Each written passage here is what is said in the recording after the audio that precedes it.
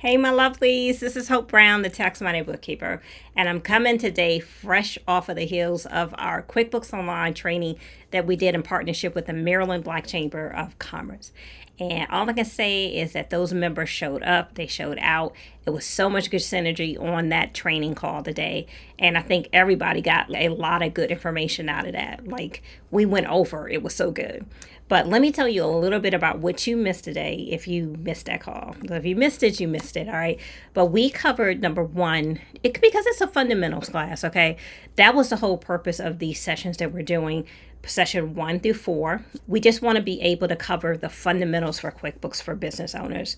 So things like choosing the right subscription for your QuickBooks. I meet a lot of business owners who have come in, they bought like the top tier of QuickBooks, and they're not even using any of the features of it. And I think we met probably at least one business owner, maybe more today, who realized, okay, I'm paying too much for QuickBooks. I can actually get away with using one of the lower subscriptions and be just fine. So that was a win for us. You know, we also talked about properly setting up your QuickBooks, all right? Because a lot of business owners, a lot of newer ones will get into QuickBooks, they'll start their subscription and they'll never go into the account settings. And that's missing a major opportunity because that's where you're going to be setting up information about your company, the name, contact information. Some of it's going to be facing the actual customer.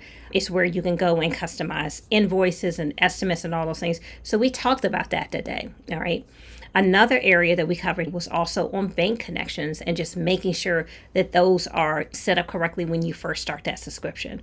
You know, in some cases, the bank doesn't always allow you to go, if you're doing multiple years, back to say 2023 or 2024 data to pull that in. So we talked about just how you can manually pull that data together if you need to, you know, so that was helpful for some people. And then we closed out today with just best security practices when you're bringing on team members and what that looks like with the different subscriptions, how many members you can have based on subscription, those type of details.